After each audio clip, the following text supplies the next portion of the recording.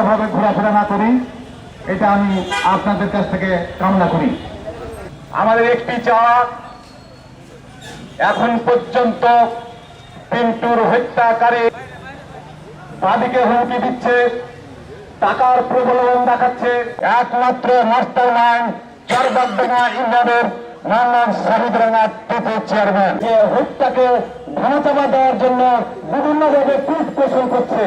আমরা প্রতিবাদ, তাহলে কত হিংসুক, কত স্বৈরাচার, কত দুর্নীতিবাজ হতে পারে থাকতে পারে না। তাই আমরা এই মানব বন্ধুটি হয়তো আমরা আগে করতাম, আমরা দেখছিলাম কারাগারে আছে, 2-3 রিমান্ডের পরে বর্তমানে এখন কারাগারে আছে। আর যারা বাইরে আছে তাদের জন্য মাধ্যমে দৃষ্টান্তমূলক শাস্তি প্রয়োগের মাধ্যমে নিশ্চিত আমরা দেখতে চাই। তারা ইনকাম করে, আর ওই ইনকামের জন্য সামনে হারায়। এটাই আমাদের চাওয়া পাওয়া। খুব বেশি কথা আমাদের বলার জন্য আমাদের উদ্দেশ্য আমার ছোট ভাই হন কিছু কথা বলতে চাই আপনাদের সঙ্গে।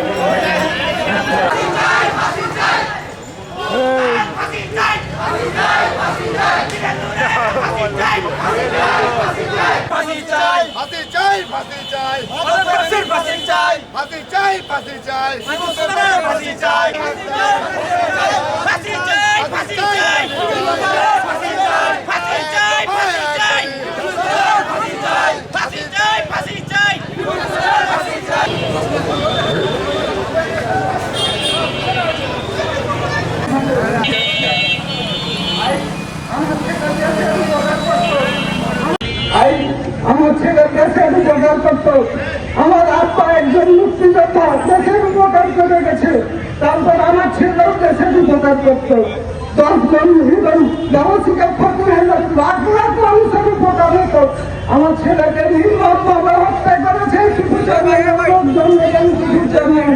আমি আর বিচার চাই, এটুকু আমি প্রশাসনের কাছে, আইন আদালতের কাছে আমি তার বিচার চাই। তারই লাগে ও সব খেটে গেছে, আর 2 বছর হয়ে গেল, এখন পর্যন্ত আমার স্বামীর আসামিকে গ্রেপ্তার করলো না। কি কারণে? আমার বাড়িতে যাচ্ছে যে আমাকে এখনো মাঝে মাঝে যায় হুমকি দিচ্ছে, কেস তুল না তো তোর স্বামী খাইয়েছি, তোর ছেলেকে খাবো। এখন পর্যন্ত আমার বাড়িতে যাচ্ছে যে হুমকি হামকা দিচ্ছে আমাকে। আমি শহীদ রানা টিপু চেয়ারম্যানের 1 নম্বর আসামি, 4টা মার্ডার করে কিভাবে প্রকাশে ঘুরে বেড়াই। আমরা চিন্তা করি কিভাবে এভাবে সম্ভব হয়, যেখানে নবাবগঞ্জে টিপু চেয়ারম্যানের মতো মানুষগুলো অবৈধভাবে ক্ষমতার দাপট দেখিয়ে মাদকের ব্যবসা করে মাদকের কনফেদার হয়, যেখানে বিগত সরকারের ডাইরেক্ট হাত থাকে মাথার উপরে, সে ধরনের টিপু চেয়ারম্যানরা। স্বাস্থ্যকর অল টাইম ফ্যামিলি কেক, সব সময় অল টাইম হেলদি লাইফ। রাস্তা পরিষ্কার করার জন্য বাংলাদেশের নিরীহ মানুষগুলোকে একটি পর একটি 4টি হত্যা করেও এখনো টিপু চেয়ারম্যান জেলখানার বাইরে। আজ আমার প্রশাসন নতুন বাংলাদেশ কিভাবে সৃষ্টি হবে, যে আজকে টিপু চেয়ারম্যানের মতো মানুষ 4টি খুন করে মার্ডার করে আজকে জেলখানার বাইরে আবার হুমকি দেয়, আবার বলে যে ব্যাক করে দিব। ওই টিপু চেয়ারম্যানকে যদি 24 ঘন্টার ভিতরে গ্রেপ্তার না করা হয়, প্রশাসন আপনাদেরকে বলে দিচ্ছি, আমরা চরবাগডাঙ্গা ইউনিয়ন শুধু নয়, নবাবগঞ্জ জেলার 45টি ইউনিয়নের সর্বসাধারণ মানুষকে নিয়ে আমরা যে নতুন বাংলাদেশ গড়ার স্বপ্ন দেখেছি, আমরা সবাই ডিসি অফিসে এসে ঘেরাও করবো। তাই বলি ভাই, আপনারা প্রশাসনের যেখানে আছেন, সাংবাদিক ভাই আপনারা জানিয়ে দেন, নবাবগঞ্জ একটি শান্তিপ্রিয় এলাকা, নবাবগঞ্জে টিপু চেয়ারম্যানের মতো গডফাদাররা আর সুস্থভাবে জেলখানার বাইরে থাকতে পারে না। যদি কোনো নতুন কিছু ঘটে, আবার যদি টিপু চেয়ারম্যানের গন্ধের দ্বারা যদি কোনো আবার হত্যা হয়, নবাবগঞ্জে আগুন চলে যাবে। চলার আগে ভাই, প্রশাসনের ভাইরা, জেলা প্রশাসন ভাই, আপনাদের অনুরোধ করি, টিপু চেয়ারম্যানকে 24 ঘন্টার ভিতরে গ্রেপ্তার করে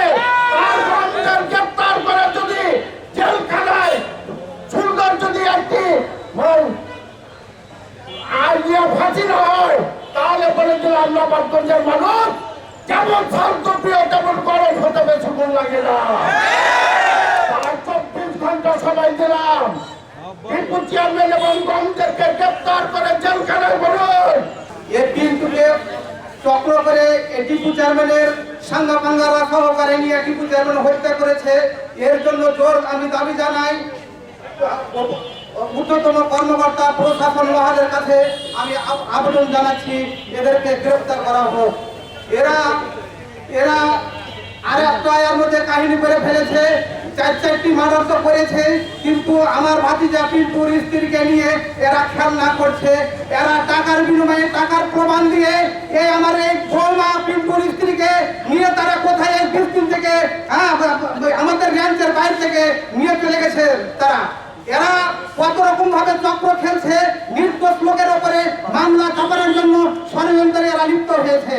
বারবার সে হত্যাকাণ্ড ঘটিয়ে যাচ্ছে এবং সে প্রশাসনের আড়ালে থেকে যাচ্ছে এবং তার টাকা ইনকাম অফ সোর্স যেটা সেটা হচ্ছে বালুবহর, ইয়াবা, হিরোইন, ফেন্সিডিল।